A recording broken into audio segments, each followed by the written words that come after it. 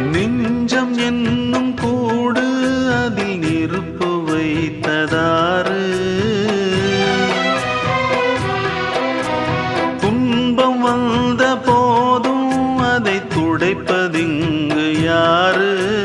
கலங்கும் போது சேரு, அது தெளியும் போது நீரு.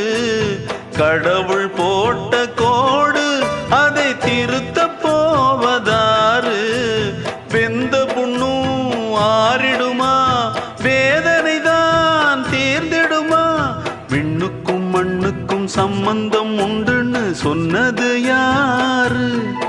அது மன்னவன் பேரு.